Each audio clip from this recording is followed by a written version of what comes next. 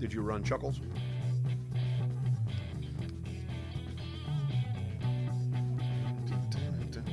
And Sharon's going to do that as a high resolution thing. I told her we'd pay her if she needed us to update that. Live from VentureX Studios, it's JP, Kathy, and the crew. And it is Wednesday morning, big Wednesday morning. We're going to kick right off with Dr.B. Top of the morning to you. Happy St. Patrick's Day first. No, I want to skip that. I'm not wearing any green. Yeah, no, I almost pinched JP, except he stood on the opposite side of the elevator from me. I did. He doesn't have green on. I've got a shamrock scarf. Can I just pin on Grogu and walk around with Grogu? Well, you can put him on your shoulder. See, there we go. Then I've got green on. Okay, there you go. Good times. I'll tell you what Thanks, we are. Grogu. Thanks, Baby Yoda. I'll tell you what we may or may not be green with. That is lots of funding for education, all the things that have gone on with COVID, all of the It's been a year pivoting. since everything completely changed with education. My goodness. Wow. And now the state legislature is meeting. Yep. So here we go, right? So we've got that's the Dr.B. thing. Good joining us this morning. Good morning, Dr. Our Good. pub ed advocate and expert and Yes. superintendent in all things public education. Good morning, Dr. B. Good. Good morning, everyone. Yeah, this is quite the time period of reflecting back. A year ago, Wow. To the week, we were scrambling like we've never scrambled. It was like we were in a Twilight Zone episode, right? It truly was. That's a great, I love the Twilight Zone, but that is a great way to describe it. Nobody could have believed that this virus, this microscopic thing, could really close down a whole global world. It wasn't just the United States. It was the whole world. And how it's played out and what's happened in 12 months, I think, of course, that's one for the history books, hopefully never to be repeated, frankly. Yes. But there have been positives that have come out of this, and they bear looking at and reflecting over, and in some cases celebrating. I was talking to staff yesterday. I had a staff meeting, and I had to remind them that COVID forced teachers, parents, and some students, not as many parents, not as many students as parents and teachers, frankly, into the 21st tech century, right? We were forced online in a way that would have taken us, they say that public education has always been 20 years behind the times, and we were dragged probably at least 20, into the 21st century. Yes. Catch up with technology. We had to get devices to kids. We had to get hotspots to kids. We had to shore up the infrastructure in the districts, especially those districts that weren't sort of tech savvy like mine is. But it's if we stay positive, and that's a huge piece of that. The COVID year has helped us understand the need to have social emotional balance in our life, and to work at those strategies, because yes, we had to be techie, yes, we had to do virtual school and all that, but we've also had to learn how to manage all of that. And that's been maybe harder than almost anything. What do y'all think? Oh, gosh, yes. One of the things I wanted to say, Dr. I'm going to back up for just a half a click here, is that it wasn't just you had to get technology to all of these different students and parents, but you guys were truly frontline people going to their homes. Delivering laptops. Right. How much more exposed to Wi-Fi. COVID-19 could you be as an educator? And yet they didn't push educators along with nurses and doctors to the front of the line. That's what I never understood. Well, and if we had more time, and this requires really a segment of exploring why teachers have been treated like this, it's almost an instinctual lack of respect. It's one that's not noticed, but it's there. And there are roots to it, and I'm not going to go into it now because I know we have a hard stop, but we had an opportunity to help our educators feel valued, and we missed it from the governor on down. And so it really took Biden, frankly, to get educators the vaccine in Texas. I don't know if you made that connection 2 weeks ago. It happened right before spring break. And that's when the governor said that we didn't have to wear masks anymore. That same afternoon, Biden came out and said educators need to be vaccinated if we expect them to go back to school. And they weren't. He wasn't really talking about Texas. He was talking about those states that haven't opened up their districts face to face, like Chicago, Places, California. right? Places that are exclusively still remote. Like the kids don't have an option of going in, or at least like my son at the school, the campus he's at here in Plano ISD, at least he gets to go in 2 days a week. Now I think that desperately needs to change. But yet, I think from the beginning, teachers should have been treated, and this is a whole 3-hour show in and of itself, should have been treated from the beginning with the respect that they were due, and understanding that they're very much exposed to this virus, especially at first. Remember, everybody said basically the younger the kids, the higher their chances. We didn't know. We thought maybe they were the ultimate carriers. We didn't know. There were so many unknowns in all of this, and so many look backs to say, "Oh, we should have done this, that, and that." But really, the lack of value that we gave our educators from the beginning really did not help anybody's case as far as the politicians are concerned. It just, anyway. So, but there's so many positives that we can speak to. We now, for example, let me give you a perfect example, folks. We don't have electricity in our Mesquite campus location. That is 1,200 kids who can't go to school today because of no power. But guess what they get to do? Remote. They get to go online. And Yep. So they don't miss a beat. They still get that education. They still get the interaction with their teachers. Yeah, they're not quite as excited as you guys Yeah, are. there's not real snow days anymore. Hey, we're like, this is awesome. Of course, we're not kids. One thing I do want to, again, a place where you can give credit. I believe that there's been a shift in the dynamics with parents and educators, because parents all of a sudden were like, first of all, oh, my little Johnny isn't the perfect student. Wait, what? So maybe there was something to the teachers sending him home with some notes and some detentions and whatnot.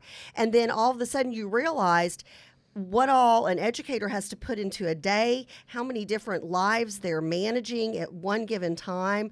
So I really do think, and again, you always talk about COVID blessings. I thought that was a COVID blessing because, and I had a ton of friends who were like, wow, just God bless the teachers. They're like, the second I can get back to the school, I'm giving them like a spa day or a gift card to Starbucks or some coffee shop. So I do think the parents have a whole new level of respect and appreciation for those educators, as they should. I hope so, because they've earned it. They deserve it. They're doing 2 jobs now. Yes. That's a not blessing necessarily, except that it's enhancing their skills. Some of them begrudgingly, but having to manage face to face with a group in school while also managing the rest of in most districts, a larger percentage at home, virtual learning. So they're having to manage 2 different learning environments every day at the same time. Yep. And so that is a learning skill that is still being worked on. There's some teachers that have mastered it already, but again, you have your small, you have that pyramid of perfection, yes. right? You have your master teachers up here, and there are not as many as down here who are still struggling to do both. Right. And so we commend those that really have worked to enhance. I had a teacher on the show who really helped me understand that this was a mindset issue. She balked at first. She was a science teacher, so science teachers, like math teachers, can be very focus-minded. But she said, you know what, this is what it is, and I'm going to embrace it. And once she made that turn in her mind, she became that master teacher who could do both, and badly, and I won't say easily. Nothing's easy in education, but she did it knowing that it was the right thing that she was doing, and she did it in a positive way. And so that is huge. That acceptance, and then going forth and saying, if not this, then what? Right? And moving forward that way. And so this Sunday, to commemorate, because I'm not celebrating, but I'm commemorating COVID year, I'm having on a parent that I've had on before, and she has a sort of a unique story. She has had a COVID year. This past 12 months, she's actually moved from one state, Georgia, to Kentucky, to another state, with two entirely different approaches to COVID and how to do school in COVID. So we're going to talk to her and her kids and see, how did you manage this year, and how have you managed moving in the middle of a school year to another state? And so they're doing wow. it. And so it should be interesting. I find it fascinating, the different responses in different districts and different states to really the same variant. So that'll be part of what we do. And then, of course, we'll talk about some other pub ed current events that are happening. So stay tuned, 8 o'clock Sunday. Tons to talk about. Oh, it never ends. No, and Thank you know, Dr. Good, I know, I think pub ed current events right now is probably a hot topic with all that's going on down in the Texas legislature. Well, we hope so. You know, the good news is that there's not a lot of talk about cutting funding, and so that's off the table. Now, what we need to do is to get some new laws around enrollment, around attendance, and so those things are being worked on, and we're being tapped for public comment and so forth. So, and I would hope that you would be also tapped, Judge, for your experience and for your current experience doing what you're doing from a truancy standpoint. So if you haven't been tapped into, you might sort of keep an eye on those bills and see if you can make yourself available, because gosh, there's nobody in the state of Texas who has the experience and the knowledge that you do around truancy. Thank you, Dr. Boy, Good. that's for sure. Well, we appreciate you so much, and again, you're able to talk every Sunday about how to advocate for your child, your school district, or if you're a teacher, how do you advocate for yourself? And that's huge. Not everybody knows how to do it, and it can be as simple as picking up the phone and making a phone call or sending an email. So people have got to tune in. Yeah, I'm still working on the masses and helping them understand the need for them to know this. Public education has been taken for granted for so long that getting them to pay attention, because it's so important to their future economic well-being. That's a hard sell, frankly. I've been surprised at how hard. But I know that you've got some other guests coming on, so I'm going to let you get on with your show. And we'll see you Sunday. All right. Bye-bye. Thanks. All right, bye-bye now. Appreciate you. So, Dr. Be Good, on top of it as always. Good info. So. And, and really, it is this week, a year later, that we all, everybody's like, well, we're extending spring break a week. Well, okay, make sure your kid has, if they don't have a computer from the school, come on up and get them, but you're going to have to come up in a hazmat suit. Right. There were so many questions at this point. So we're very appreciative that she's here to talk about that and help us navigate this, and has been, quite frankly, all year. So. All right, we should have James Sellers joining us. And with Site Marketing, we should also have Doug Hamlin joining us, the Executive Director of Publications for the NRA. James, I saw your video yesterday as a cameraman. And I got to say, James, did we lose James? I'm here. Okay. Good morning, John. Morning. So, yeah, Hey. your camera, you need to go ahead and retire from being a CEO and become a cameraman in the wild. We need to call it James in the Bush behind a camera. Oh. Sounds good. Now, do we have Doug online? Is Doug We here? do. Doug has just joined us. Doug, You good do. morning. Good morning, Doug. Good morning. So, Doug, by any chance did you get to see James' video posted? I think he was going to have a man in a loincloth with a spear chasing a hog, I think. Okay. That's what we do. That's what we do. Yeah. Doug says he's no longer your friend, James. Unfortunately. I'm still on location. Oh. I'm actually with the Hog Wild Adventures out in Montgomery That's County, so Texas. awesome. That's so And cool. we are filming a TV episode for the High Road, Keith Warren. So right behind me is the how whole cool hunting is camp. that? Everyone has got things going on, and we're wrapping up the photos of the episode today. We had a very successful hunt last night, so it's been a really been a really good trip, good hunting trip.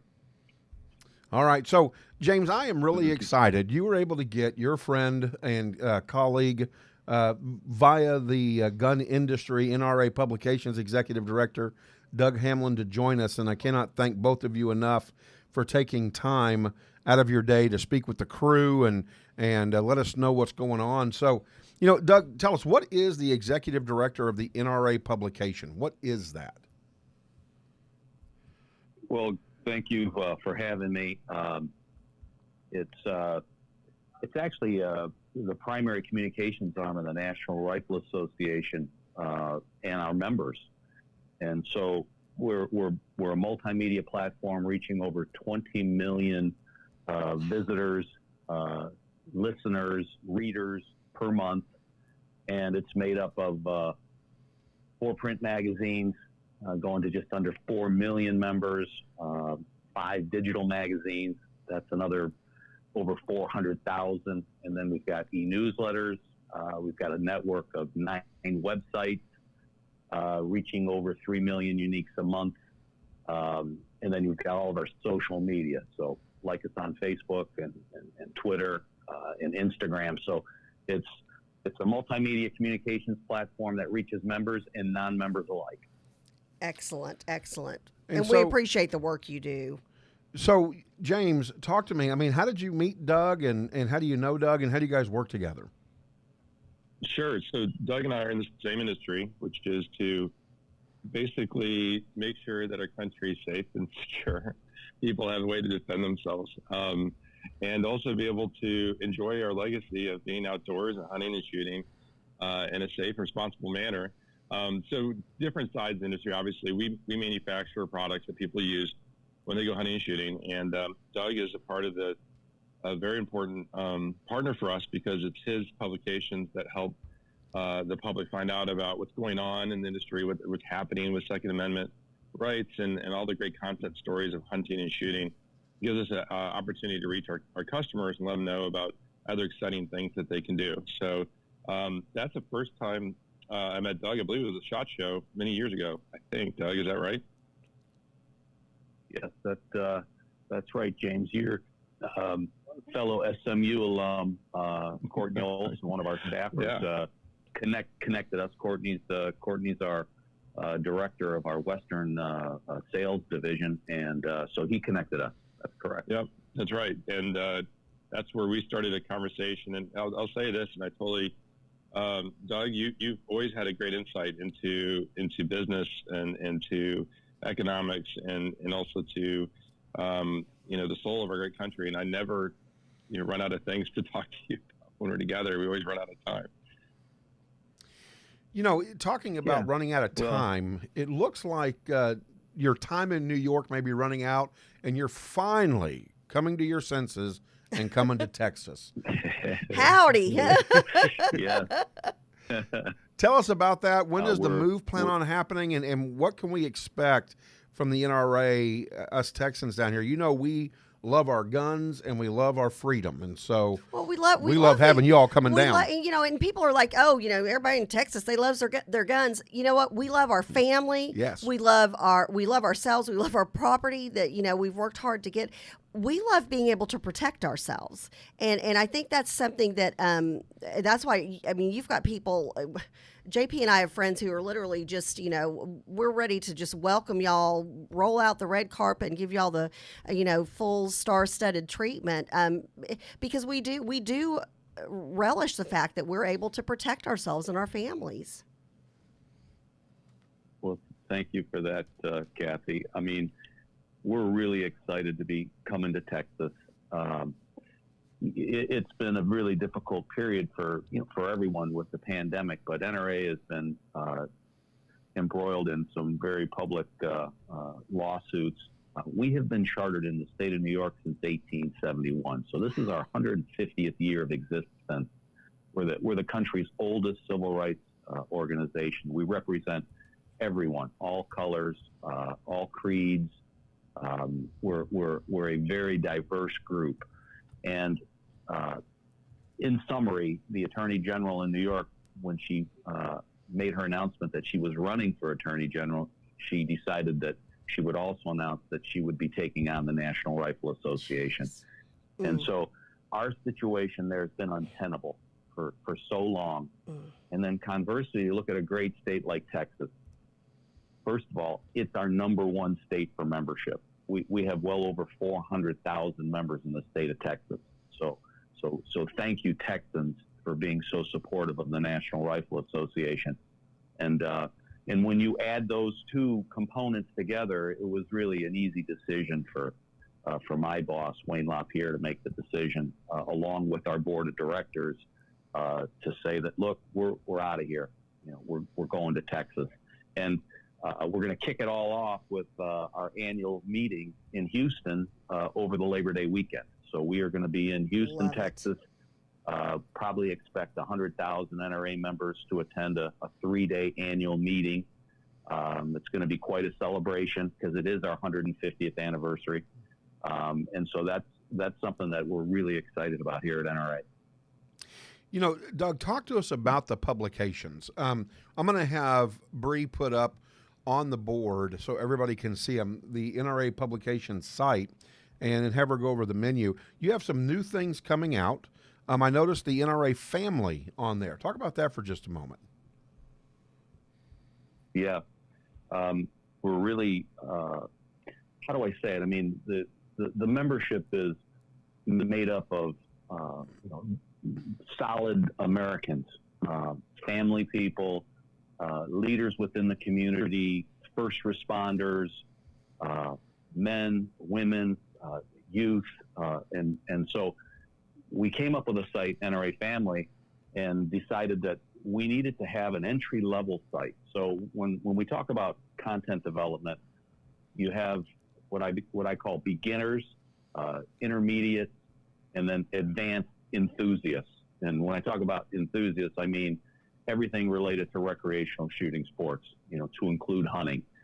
And so you've got folks who have this interest. They've read about shooting and hunting and the outdoors, but they don't know where to start. And so we launched NRA Family back in 2015 or so.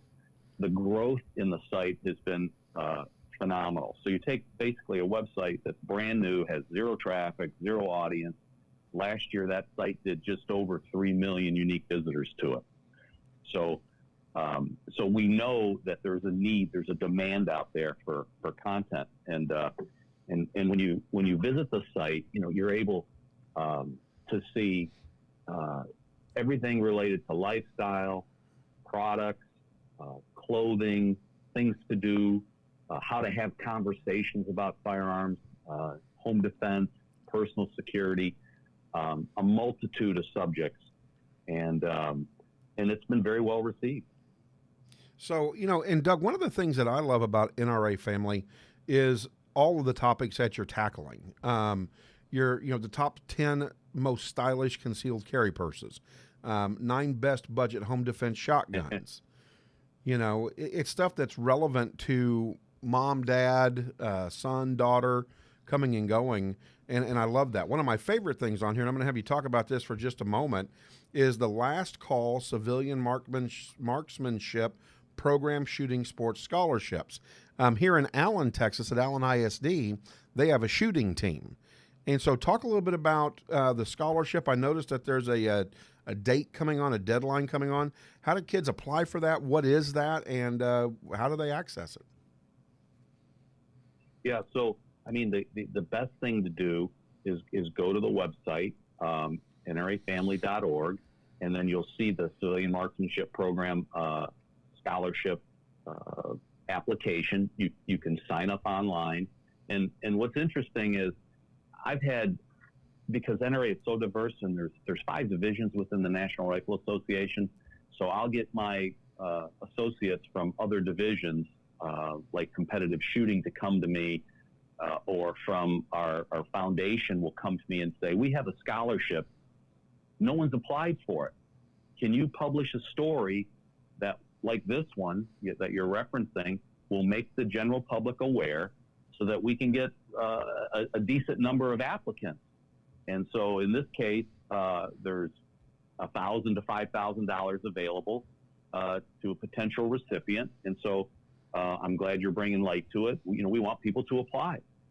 So these are the kinds of things that you see when you come to NRA Family. And we've got the publications. It's ongoing. We've got the publications link and also the NRA Family link right now on our Facebook. We'll put it on the rest of our social media as the day progresses. But just if you want to jump on a link very quickly and get to what he's talking about, you've got it right here at your fingertips. That's right, Kathy. So you can go to nrapublications.org. We call that the portal. And then there's 9 websites that are part of that page, from American Rifleman to American Hunter to Shooting Illustrated to NRA Family.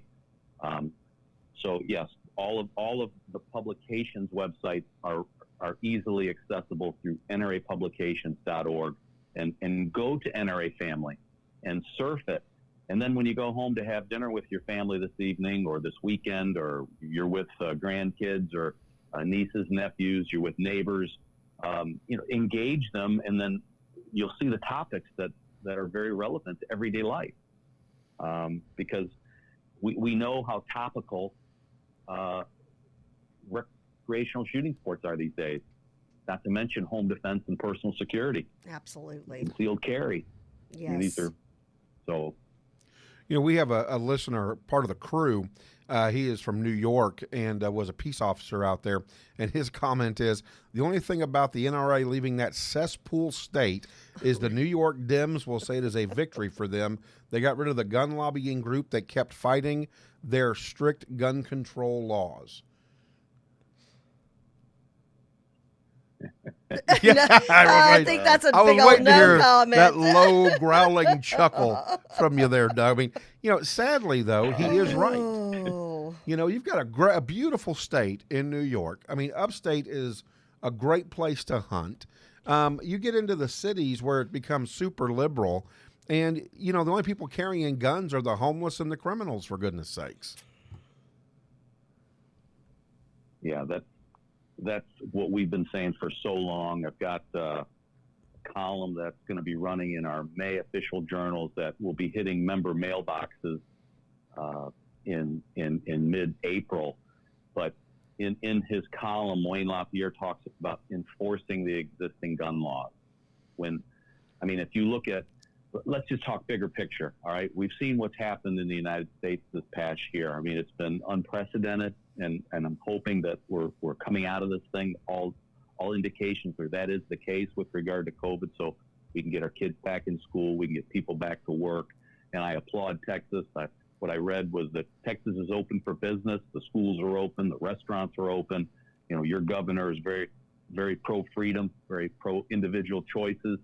And unlike, I'm in Virginia right now, we're still on partial lockdown here. But the point is, in the last year, there have been all publicly recorded, and many people on this, many of your listeners have seen all of this information. Of that 20+ million, approximately 8.5 million of those are first-time gun buyers. Yes. And of that 8.5 million, the projection is 40% or more are women. And I believe it. With that, yeah. So the point is, individual Americans are making choices, and the backdrop around all of this is this defund the police movement. And so now you've got a 911 situation, and God bless our law enforcement officers. There's just not enough of them out there. They can get there in minutes, but you have seconds to respond. And so 8.5 million Americans for the first time said, I'm going to take that individual right upon myself to protect my family and my property and my business. And God forbid, but I'm prepared. That's a major shift in the American public dynamic as far as I'm concerned. It really is. Well, and the timing couldn't be better. Let's shift our conversation a little bit and just give us the big picture overview. What is going on in the House of Representatives in D.C.? I mean, what are some of the things that you're hearing coming out of there that may have enough Democrat votes to pass some gun legislation that I don't think stays in line with the Second Amendment? Yeah, so that's a really good question. What you've had this last week were two pieces of significant legislation that came out of the House of Representatives, have been referred over to the Senate. One revolves around universal background check, which is a real challenging issue to understand. And then the other one is related to the National Instant Background Check System, which talks about the amount of time the government has to respond to the request to purchase a firearm, on the part of a legal, law-abiding citizen. And so there's much debate going on, and it's serious. It's very serious, because if these pieces of legislation are approved, and then we know the president will sign that legislation if it makes it through the Senate, it will be a sea change for American gun owners. And so we're very concerned. It's very important that our listeners, our law-abiding citizens, our gun-owning public is aware of what's happening right now and reaches out to their elected officials to voice their concerns. So, and Doug, it looks like Doug, quick question. All right, so what can we do? What can we do as people that love this country and people who value our freedoms and people that want to make sure our women and children and families and stuff are protected, even when the law enforcement officers are not available? What can we do to help in this situation? What's going on in Washington? Well, number one, reach out to your congressional representative, reach out to your U.S. senators, and voice your concerns regarding these two pieces of legislation. And you can go to nra.org, which is our organizational website. It'll take you everywhere within the NRA. I mean, and you can learn more about what the concerns are.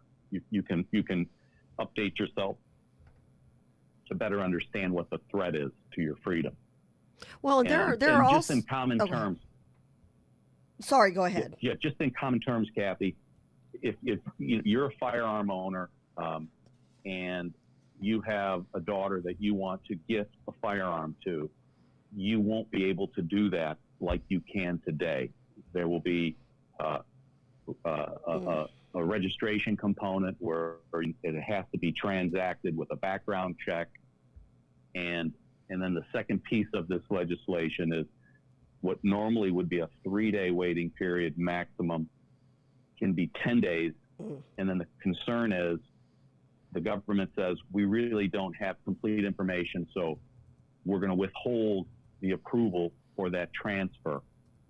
And there are currently laws on the books that if I was to gift a firearm to a known felon, then I'm going to jail. Yes. So there are already checks in place to alleviate the irresponsible transfer of firearms between private citizens. So that's one of the concerns. Well, and I want to go back to something you said. Okay, so 40% of the people who are new to buying firearms are women. So if somebody really wants their voice to be heard, obviously, call, if you're in Congressional District 3, which is where our studio is located out of here in Venture X in Frisco.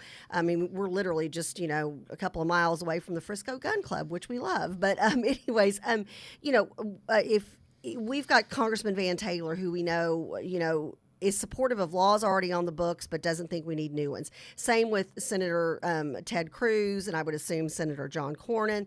So if I'm in Texas, or if I'm in a state where I know I would call my congressman, I would call both my United States senators anyways, just to say, hey, I want you to vote against this. But I would go a step further, and I would call some of these more moderate liberals. Gosh, is that a word? And I would say it is nowadays. We're hashtagging it. But I would call them and I would let them know, your concern. Hey, I've got a daughter who's going to college. If somebody comes in her apartment to rape her and her female roommate, I want them to have protection while they're getting in touch with the police officer, or calling the police. I would call, or if you've got a personal story where you've been able to protect your property, call and let those stories be told, because you never know what's going to touch that person who's a crucial vote. And we know, and we've talked about some of these crucial votes, especially in the Senate right now.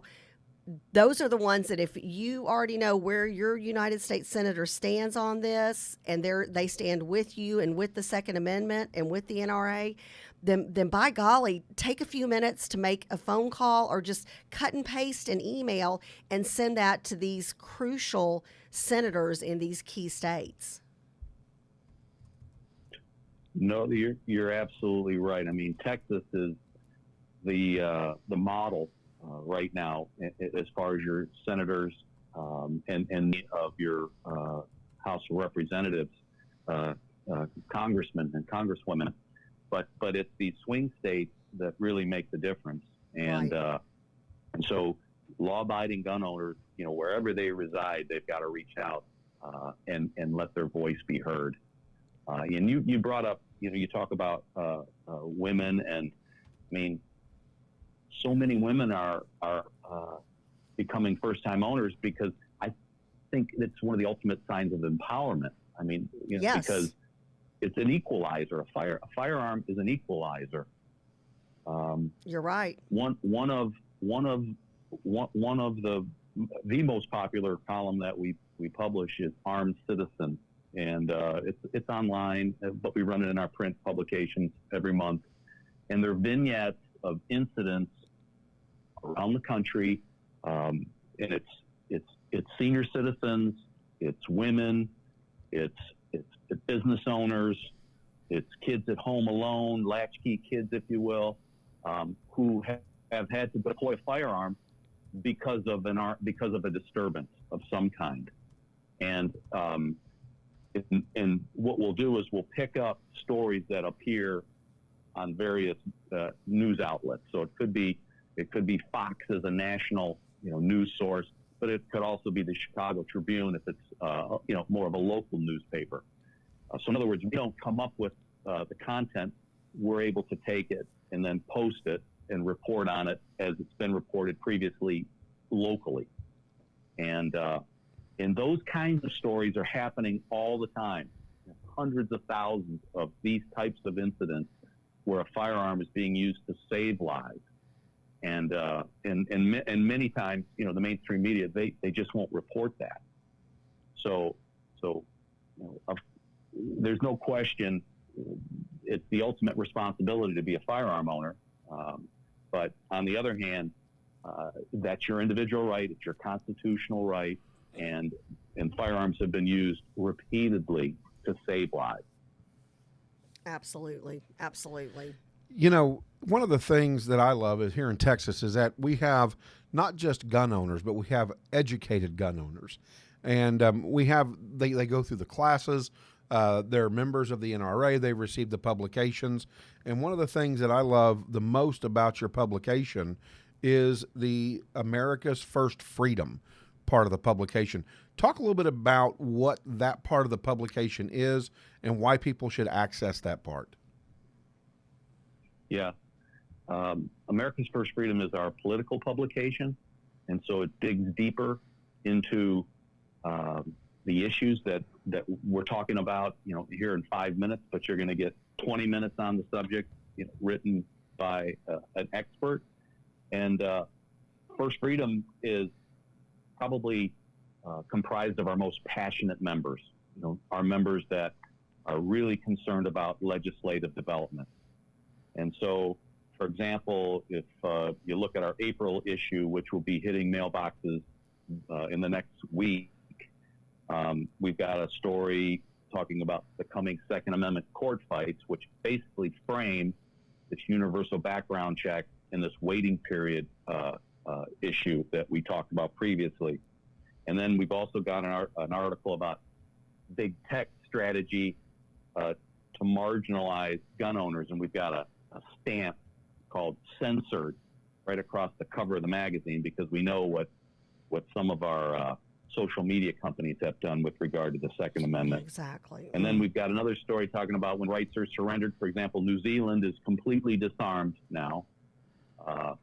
They've had about a year now since New Zealanders were told to turn their firearms in.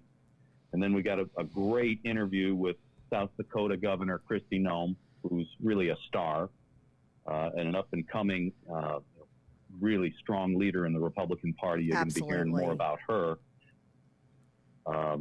So what you get is a wide variety of current events, things that you can see that are going to be happening in the future, and then some in-depth conversation with leaders in the Second Amendment movement, conservative political leaders who we depend on to support us when the kinds of actions that are taking place in Washington are underway.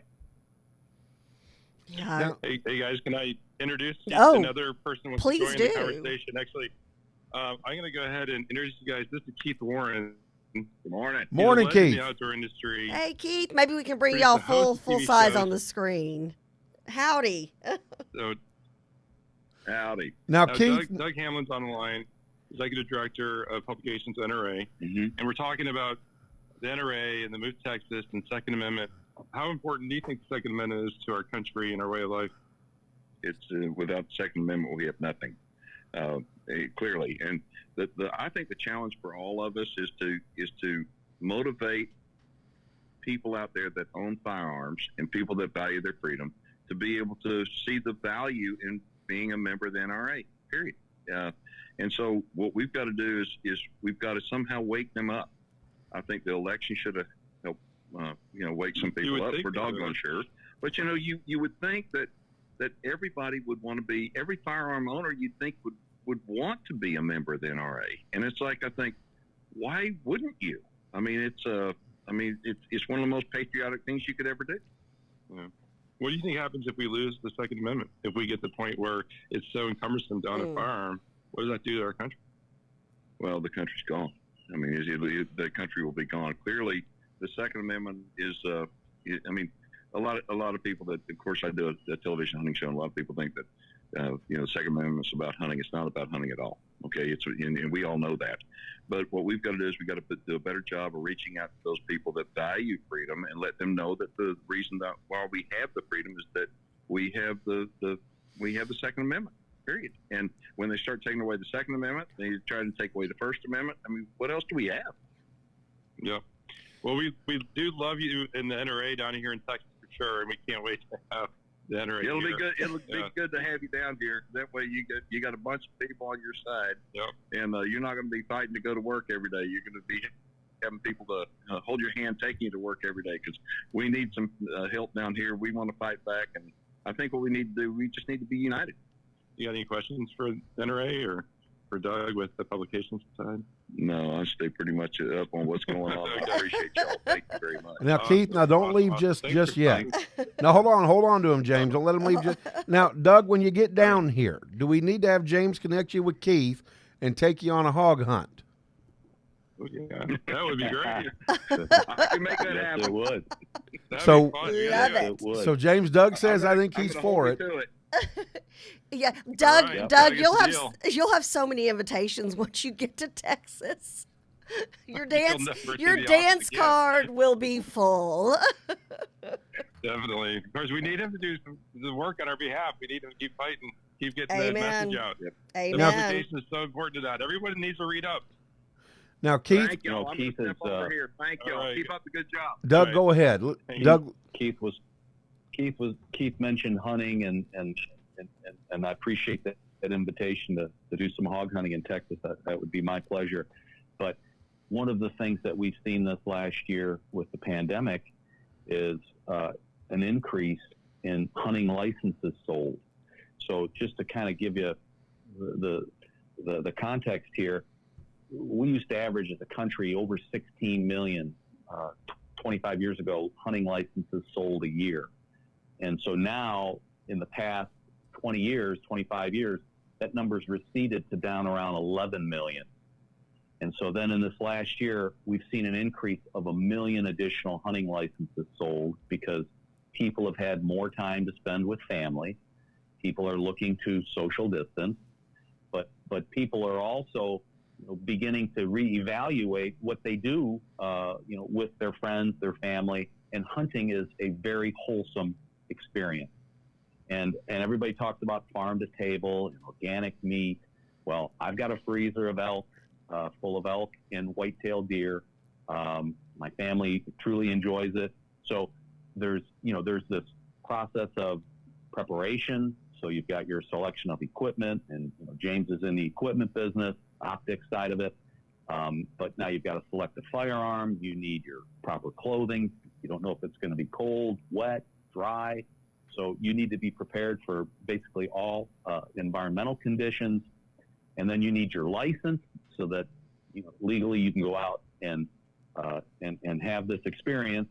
And then you need to be prepared if you're successful to harvest that animal, and then hopefully it ends up in your freezer and you share it with your friends and neighbors, and you have a very memorable experience that you'll talk about for a long time. And so we're seeing a resurgence in hunting right now. And when we were founded back in 1871, one of the primary goals and objectives was to promote safe hunting and conservation. And the conservation piece of this really came to fruition in 1937 with the Pittman-Robertson Act. And so when you buy firearms and when you buy ammunition, there's excise tax, and it's all managed by the Bureau of Alcohol, Tobacco, and Firearms. So with this surge in 1 million hunting licenses sold and more guns and more ammunition, there's more money for conservation. And so those dollars get invested at the state level, and many of those dollars get matched at the state level. So now you've got more elk. There are more white-tailed deer. There are more mule deer. There's more game. So at any rate, it's not just we're going hunting. There's a large economic impact. There's a major conservation and wildlife management impact. And then you've got the fun factor and the experience factor that lives on in your memories, your photos with fellow members of the community and your family. So I'm glad Keith brought up hunting. Yep, absolutely. One of the things, Doug, in the tail end off of what you just said, a couple years back, and I want to say maybe 5 years now, 6 years now, Texas Parks and Wildlife encouraged people to get down into South Texas area and hunt because we had deer that were overrunning the area, and as a result, there was nothing to eat, and so they were eating plastic bags, they were getting into garbage and eating it, and they were dying because their stomachs couldn't process that.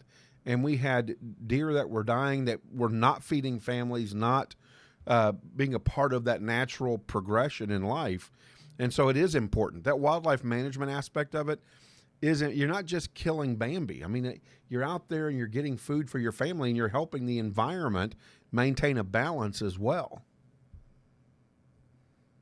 That's exactly right, Judge. So, well, we do have another question that's come in from the crew.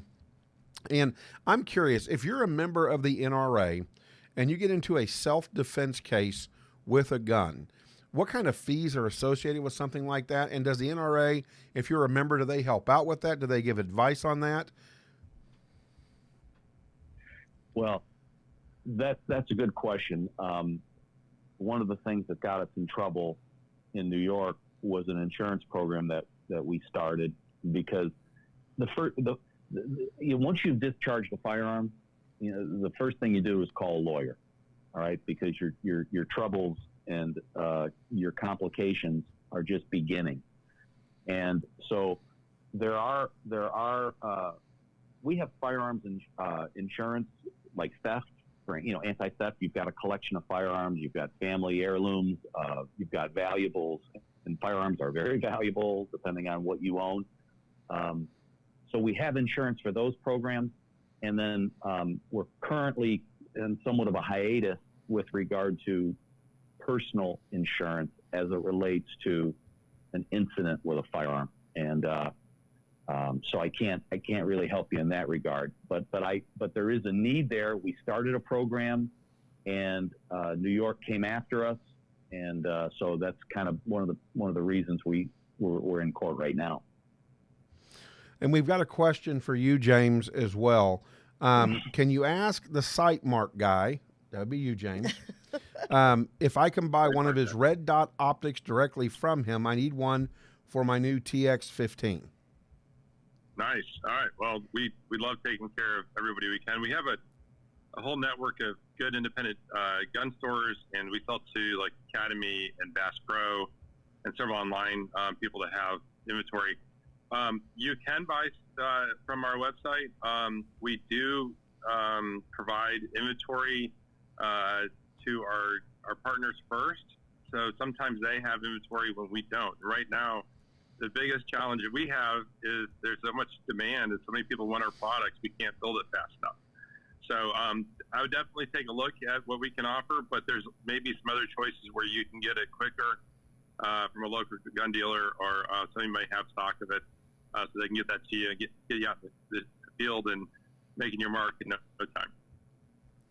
All right. Excellent. Thank you for answering that question. So, Doug, as we head on the way out, are we going to be able to get you and James? That's the big question with Keith Warren down there hog hunting in a loincloth.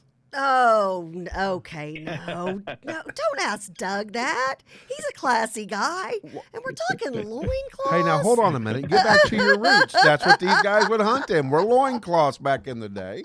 I'm just asking if they're getting back to their roots. Let's make that a fundraiser, and I will pay for a front row seat for all of that. Can we get you in a loincloth hunting hogs? We will have to talk about what the price of admission is. Well, Doug, I'll tell you. We warned you, Doug. Well, you know, and I cannot thank you enough, Doug, for coming on this morning. I mean, lots of comments from the crew this morning. Yeah, you know, I mean, stuff. and you know, Michelle, she's kind of the leader of our crew, and she's like, you know, there are some days, she goes, oh, how I love this show, some days more than others. Thanks for the laughs this morning and the good information. And so, just glad to have you on, James. Thank you for introducing us to Doug, and hopefully, Doug, we can make this something we can do fairly regularly. Yeah, we'd love to have you on again. Thank you. Appreciate it, guys. It's been my pleasure. Yeah. Well, be Thank you so safe much. out there on the East Coast. You are not amongst friends. Yeah, well, Will there's do. good people everywhere. We need the East Coast people to start thinking more like Texas people. You know what I mean? Absolutely. We need them too. Absolutely. We It's need 'em. yeah, it's about protecting. At the end of the day, it's about protecting your family. It's about protecting your home. And my goodness, you know, like Kevin was saying earlier, if we don't have those, Kevin or Keith who was on earlier, Keith. I'm sorry, Keith. Like Keith was saying, you know, without the Second Amendment, we are no longer the United States of America. And I would. Boy, howdy, if that ever happens, I hope it's not in my lifetime. Well, that's the and fine line God bless between those who are left tyranny there. and freedom. Amen. That's how Amen. we stay away Yeah. from the tyranny. You know, I will say this, that Michelle also is the one that was wanting us to get together with SiteMark, James, and do a shooting. You know, one day go out and shoot on the range and be a part of that. Maybe we can get Doug to come out and join us, or maybe even that'd do be a a blast. little event with the NRA and SiteMark as maybe a fundraiser for a program for kids or something on hunting education or something. Yeah, I'm down. Just we just got to get everybody where we can get in big groups again, which is happening. So absolutely, I think it'd be a great time with all the new hunters and shooters out there. We definitely need to get them, you know, plugged in. To NRA has an amazing network of instructors too, and there's a lot of opportunities for those new shooters to come out to events like that, and that's where they can learn and meet some folks if they need additional instruction or training. The NRA does so many wonderful things. You know, I wouldn't mind if we had a second. I would like to ask Doug another question if I could. Please Go ahead. do. So the thing is, like, I know a lot of people across the NRA, and I know they're family people. They work hard. They're, you know, they read and they study and they know about the Constitution, know our history. You know, they like to hunt, and they like to be outdoors, and they like to take care of our natural places. They want to see that preserved. What can we do to let the people know actually how wonderful and how wholesome and good the NRA leadership is? I mean, the media paints this terrible picture. What That's a can we good do point. to let people know? Like, Doug is an amazing guy. But there's a lot of amazing people at the NRA all across the country, East Coast, West Coast, every state. What can we do to get that message out that we are here to make America better and stronger, and make families stronger, and help people to be happy? How do we get that message out, Doug? Yeah, that's a really really great question, James. I think, first, if any NRA magazine, any NRA print publication you look in, there's a listing of our board, and we've got 76 board members, and they're from diverse backgrounds, from basically every state in the union, and so their names and their states are there. And if you're Texans, there's Charles Cotton's our first vice president. He's a Houstonian. He's going to be the future president of the NRA. He's a guy that you could reach out to in your state. But we have Friends of NRA events, which are basically barbecues, and then there are auctions there, and funds are raised for NRA. We have thousands of them across the country. So get involved, with your Friends of NRA programs there locally in Texas or whatever state that you're in. And then if you want to get involved at NRA at a higher level, I mean, most of our board members come to us because they're either in the industry, guys like James, they run a Friends of NRA program locally, or they're in competitive shooting. And so all of that information is at NRA.org. I encourage people to go visit NRA.org. There's an explore link with quick links to so many different areas. But be part of it. And I mean, if you don't stay active, if you don't get involved, we're going to lose freedom. I mean, that's just the honest truth. I mean, if we don't stay involved, our voices become muffled, and we lose influence. And we have to do it. And one last thing, our president right now is Carolyn Meadows. She's a proud Georgian. She's the third woman to be the president of the National Rifle Association. I mean, to James's point, she's a grandmother. Her husband's a very successful businessman. She was a homemaker, but she was politically active her whole life and got involved with the NRA. So don't think that I can't get involved because I'm not the right size, I'm not the right color, I'm not the right gender. That's not the way we are at NRA. So I encourage everyone to please feel free to get involved. And we need your membership, and you need to help us recruit others. All right. Well, Love again, Love it. James, Yeah, go ahead. Right there with you guys. So any opportunity to get together, I'm going to speak, for our company and my friends and family. We would love to be at events, sharing our lifestyle with more people, help them on a path of safety and responsibility, and conservation. That's also important. So Doug, John, Kathy, if there's ever opportunity to join in an event and make it a really wonderful experience for more people and all of us to get together, I'm always down for a hunt. I'm always ready to go to the range. So count me in, all right? All right. Thank you so Sounds much. great. Thank you, hey, James. and Doug and James, we're going to be talking a little bit later about how to sign up for our JP, Kathy, and the Crew March Madness bracket. And we have a lot of fun with that. And we're so excited March Madness is back. So we'd love to have the two of you join us. We'll put our link out on social media as well. Thank you guys so much. God bless you for the good work y'all do. James, Doug, thank you. Look forward to further conversations. Sounds great. Take care. Thank you. All right. Take care. My pleasure. Fantastic. Executive Director for Good Publications, stuff. man, James Sellers, thank Good you stuff. so much. There's so many great articles. I know you and I both went after we talked to Doug the other day and just went and started voraciously reading these different articles and publications out there. And there are so many stories. Again, in Texas, we love our guns. Okay, we also love freedom in Texas. But at the end of the day, it's all about protecting yourself. And I've got... when he said that about 40% of the new, first-time gun purchasers right now in this past year are women, I know it because I've got so many girlfriends who for years they're like, well, I'm real big on the Republican platform, except, I'm pro-life or I'm, pro-freedom of speech or something like that. But they're like, I'm just not so big on all the Second Amendment stuff. I think there should be more gun laws. Do you know, JP, those are my same girlfriends who have already gone out, purchased a firearm, gone and gotten themselves trained, or if there was already a gun in their home, got themselves trained on what to do. They're out there buying a purse that has, a place to conceal your weapon. It's all about being able being able to have the ability to keep yourself safe. And what is wrong with that? If somebody comes into your home and they intend to injure or kill you or a family member, doggone it, if they've got a gun, why can't I? Right. Oh, yeah. And I know I'm preaching to the choir You with are. you. It's Yeah, just you are. anything we can do to help them out. And again, we hope that everything goes well with the move to Texas, because they will be welcomed with open arms here, because we believe in the ability to keep yourself safe. Oh, I agree. Absolutely. Yeah. We got Senator Paxton, I And think, she'll agree with us joining too. with us here. Good morning, Senator Paxton. Good morning. The Good Senate morning. Minute. How are y'all? We're Good. doing well. How the are you Senate this Minute. morning? Senate Minute. I'm doing great. I'm doing great. I'm undisclosed location in Austin. An undisclosed location. I think I recognize the bookshelf.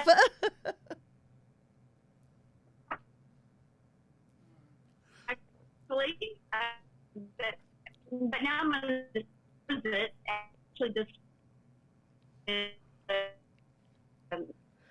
I think we might, Senator, we might have a bad connection with you.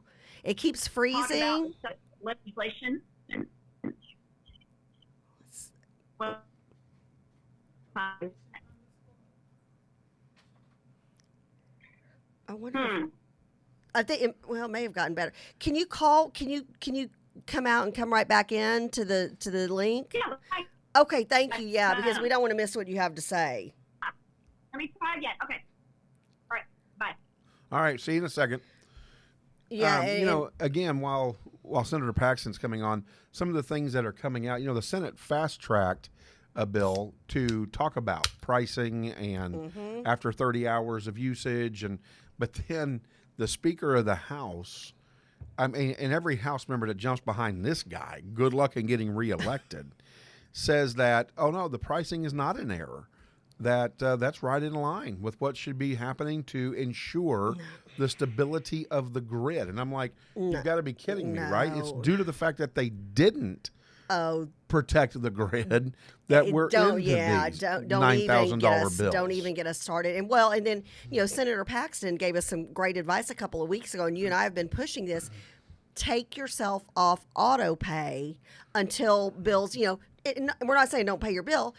But that way you don't have this big chunk of change taken out of your bank account that might be for paying for your car payment or for something else.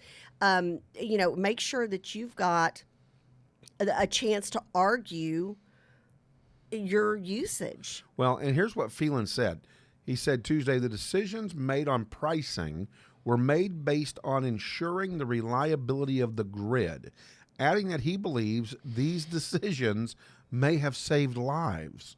No. I mean, that's why. And this is where director's gone. Yeah, this is where anybody who's that out of touch. Again, it hit personally with my family. My mom's soulmate companion, a stepfather to my brother and I, a grandfather to my kids, Jerry Dunn. 33 years he was a member of our family, and he is gone because of the irresponsibility of ERCOT. That's it. And so anybody who doesn't take that seriously thinks it saved lives, they've got to be kidding me. Right. Well, this is our Speaker of the House. Goes on. That's just unbelievable. Yeah, repricing based on disagreement with PUC and ERCOT's management decisions is an extraordinary government intervention into the free market, which may have major consequences for both residential and commercial consumers going forward, Phelan stated. Well, here's my issue with that. My issue with that is that, dude, it was your lack of oversight that allowed these public utility commissions to make decisions not in the best interests of the grid that ended up hurting Texans, and we were on the brink of losing the entire grid. Exactly. And then Senator Paxton said if we can call her, she's getting a weird message about being removed from the room, that she can't rejoin. So can we either call her or can somebody give me a number for her to call in instead of... Well, you know what I mean, like Lincoln or what? Well, what? Which way do y'all suggest, and I can send it to her? Yeah, let's go ahead and stop it, restart it, resend her the link, and then have her hit the new link that comes out. Okay, can you text me that link, and I'll text it to her? Thank you. So while we're getting all the technical stuff going, because I do want to talk about what the Attorney General has done, I want to find out what the Senate, what their response to Phelan is as well.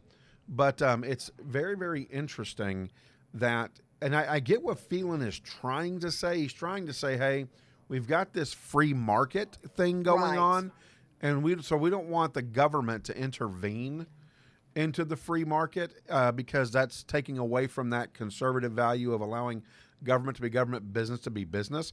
However, this is a public utility commission, and under your oversight, because you're in charge of the public, you know, I say in charge, we're in charge, but we elect you to do our business. At what point do you take responsibility when back in November, these guys are warned, hey, this storm is coming, you know, you're probably not ready for it, which we were not, and your people don't go to the governor's office and say, hey, this thing's coming, this is where we're at, this is what we're going to have to do to get ready for it. Didn't even bother to tell the governor. Oh, I mean, you can't leave, you know, when you're talking about a potentially disastrous, which it was for the state of Texas, winter storm of such magnitude that we've never seen it in our lifetime, probably never will again. And you're not filling in the governor of Texas on, hey, we think this might be coming. Even if you don't think it's coming, don't you plan for? We don't, you know, with hurricanes, it's hit or miss. Sometimes it hits hard and it annihilates us. Hurricane Harvey. Right. Sometimes a hurricane comes through, it'll bounce here and then, it was going to hit, but now it didn't. It went back into the ocean. It's going over. Okay. But they plan in advance for that. So why not plan in advance for this? And if you've got, 27% of the electricity or energy coming from the wind turbines, but you know those will, by the way, freeze. I mean, I wasn't very good in physics, but I know that in a icy winter storm, why would you not plan? Well, and again, though, I go back and communicate. To poor decision making on building the grid. This warning was passed on back in 2000 and I want to say 14 or 17, where they were told, hey, you got to make these upgrades and do these things to keep the grid stable. And he says the state house, doesn't want to intervene, but yet there was a bill put before the state house back then that would have prevented a lot of this that didn't get passed.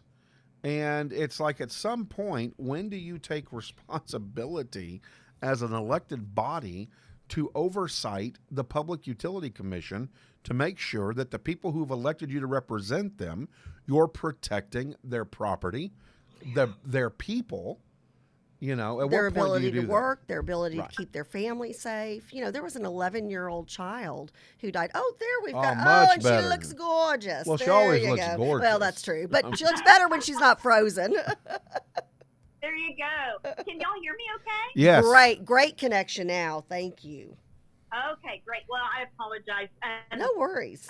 No, I wanted to let you guys know that this morning, Texas Values is hosting an event to really just promote and celebrate a lot of the great family values legislation that's been filed as of last week. And so I specifically been asked to speak about the filing of Senate Bill 26, I think is the number, but it's the freedom from church closure. Yes. And which has already been heard in committee and passed out.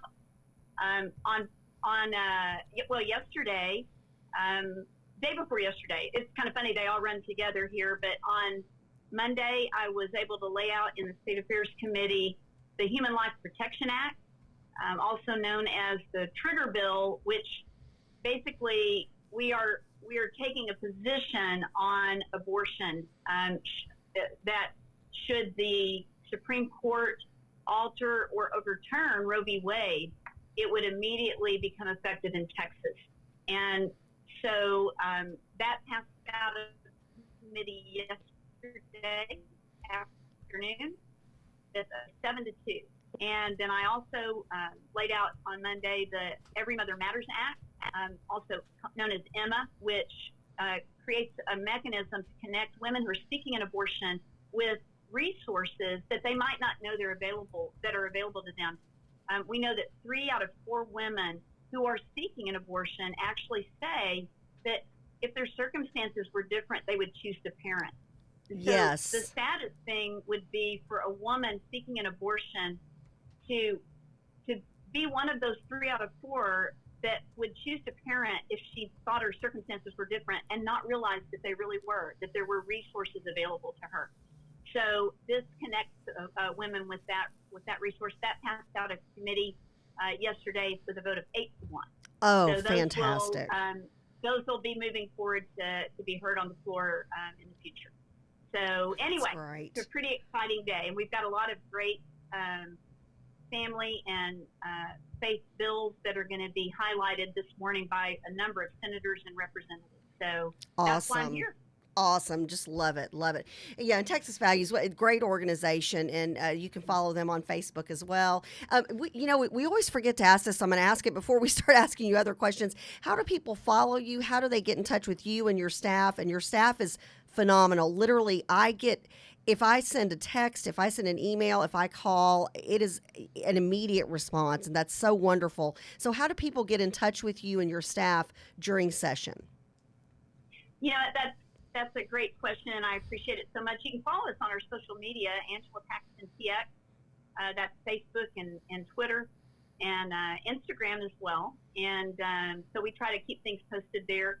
And then my website is angelapaxton.com. And you can email me there at angela@angelapaxton.com. The contact information for my office is all available there as well. Perfect. And we'll put that information up on our social media as well. Hey. So, Senator Paxton, if I may, I want to talk about what's hitting the news right now. The Speaker comes out, the Senate fast tracks a bill to talk about public utilities, pricing.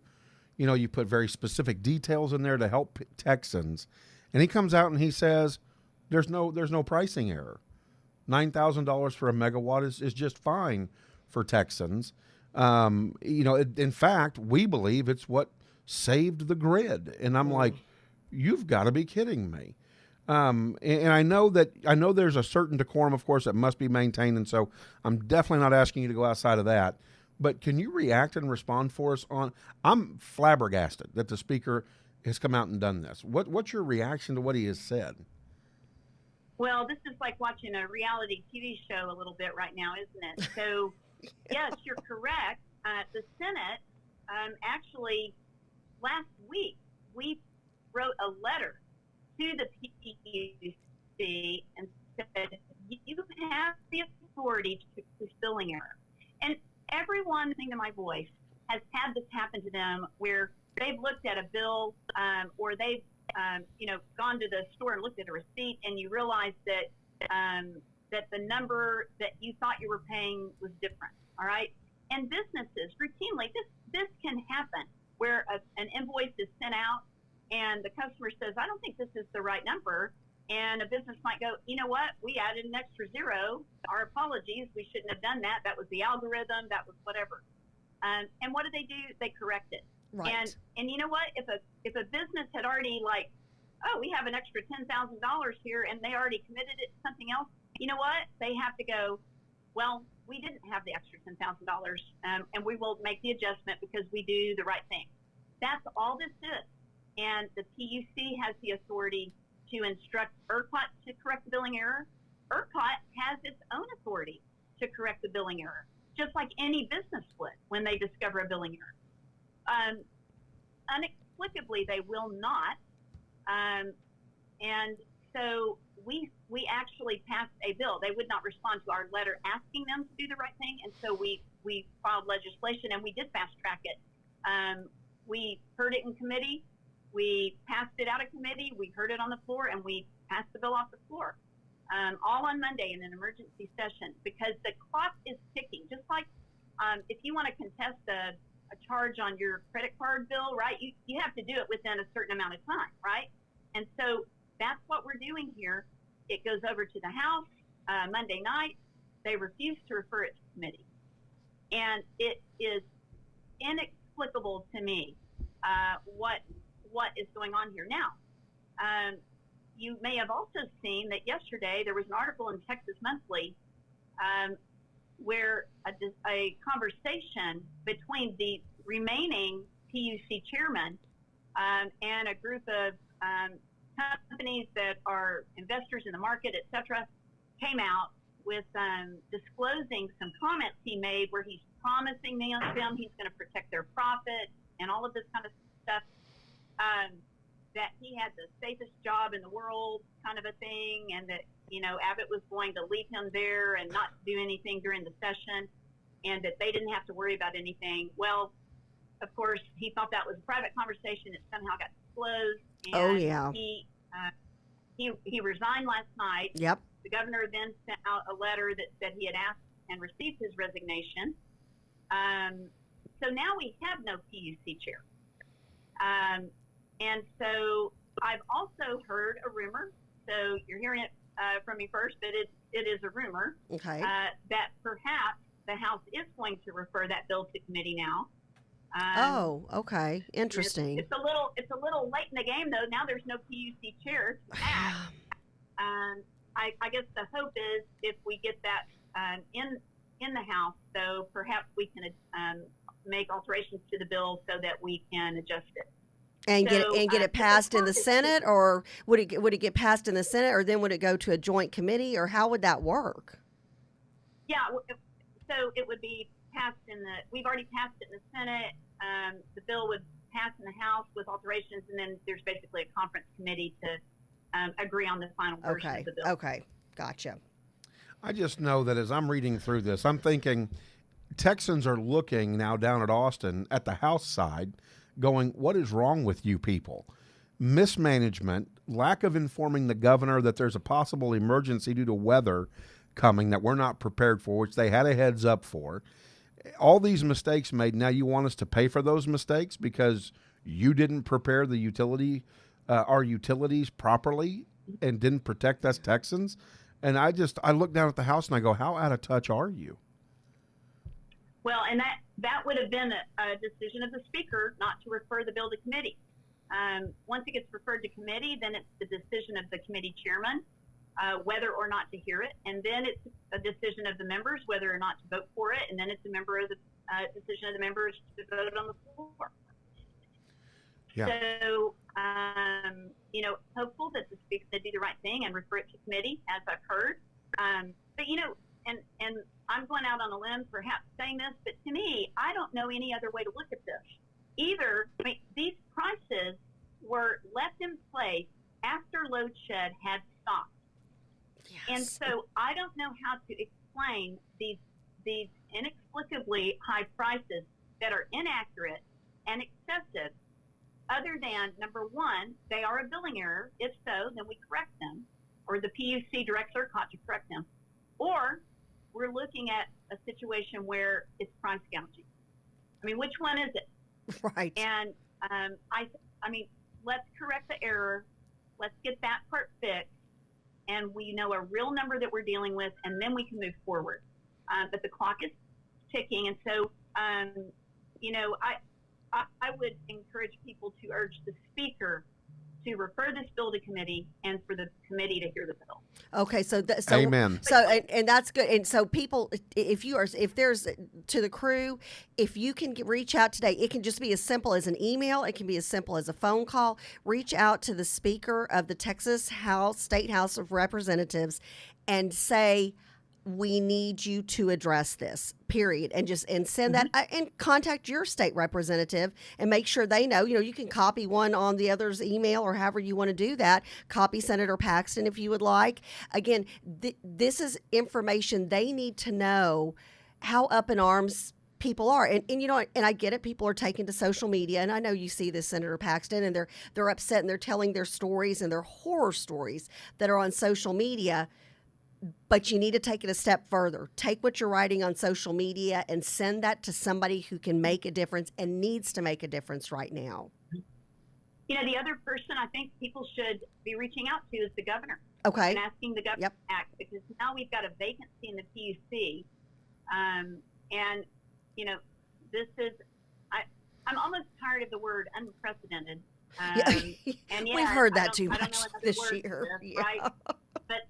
But you know, we need the governor to interject into this process and do something to get this pricing fixed, whatever that means. Whether that means getting someone appointed to the PUC. Interestingly, I'm on the nominations committee, and so that perhaps would have to go through that process. There's a lot of hoops to jump through to make this happen in time. That was my next question. Let's say, Senator, if Governor Abbott appoints somebody, I mean, heck, by Friday, there's a process. So how long would that process take? In reality, what kind of time frame would we be looking at? You know, I'm not exactly sure. I know that we all have our eyes on the ball, though in the Senate, and we are working to move as quickly as we can to do what we need to do to get this billing error corrected for the people of Texas. Well, thank you. Thank you. And thank again, God there are people who have common sense and care about we the people here in the state of Texas. Well, and thank you for being on the committee and representing us up here Yes. in North Texas and getting that through, getting it to the Senate floor for a vote to send over to the House. So I can tell you this, we up here appreciate the Texas Senate and you, Senator We Paxton. really do. We really do. Well, thank you. And you know, this doesn't fix the whole problem, right? Getting this billing error fixed, it's one piece of a much bigger, complex issue. In the Senate, we've created a work group to deal with the ERCOT reform, and I've been asked to be part of that work group. And so I'm in this for the long haul. But this is the first step, and we need to do it now. Amen. Amen. Thank you so much for Well, the great work that you do. Enjoy Texas values down there today. Tell those folks we all said Thank hi you. Up here from Hey, North I sure Texas. will. All right. All right. I God sure bless you, will. Senator. Thank you, Bye. Senator Have a great day. Paxton. All right. Have a great day. Bye-bye. All right. Great info, and again, you know, and we talk about this with Dr. can't believe Good. that. I mean, this truly is a shaking your head moment. It really is. You know, and we talk about this with Dr. Good and on the Ask Dr. B Good show, and we talk about this when we do the Senate Minute with Senator Paxton, and that is the importance of letting your voice be heard, even if it's a simple sentence saying, please do this or don't do this. Right. And sending it to the people who you know, and again, you know, you send it to Speaker of the House, send it to your state rep, send it to your state senator. Since you heard it here on JP, Kathy, and the Crew, send it to Senator Paxton and send it to Governor Abbott. You can all do that all in one email. Takes you a total of less than, you know, 5-10 minutes, and that's if you have to look stuff up. If you don't know who to reach out to JP and I, and we'll give you links to who you need to go and speak to and speak with. It's your voice. We the people need to be heard more than ever right now. And even one more step. I mean, if you know somebody who's been impacted, reach out to them and let them know there's a way. You know, our own Bree got hit with a bill that's about 7 times what it is she would normally pay. And it's like, really, you took yourself off auto pay, right? Oh, yeah. Okay. Oh, yes. So now, also, we need to be paying attention to what's the most important thing right now in this country. March Madness. Hashtag March All right, Madness. bring up that link, Bree, if you would. Now, I join us. I need to sign up right now. Join us. No, you don't, because you win, and I don't want to talk to you. Join up because I pick uniforms. Yeah, No. yeah. You and Pickle. I pick colors. I pick uniforms. I'm going to go with purple. Yeah. I used to be into it. I was used to really, before I had kids, I followed the NCAA, and I followed all of this, knew the players. Back in the Jimmy King days, I knew the players and who was this and all this kind of stuff. And then I had kids, and I was like, oh, I can't follow that. I have diapers to change. I have diapers to change. So now I just go with uniforms. As you're looking right now onto the site, this is the JP, Kathy, and the Crew March Madness page. There's the link on top. Bree, if you will copy and paste that link into our feed, the Restream chat feed.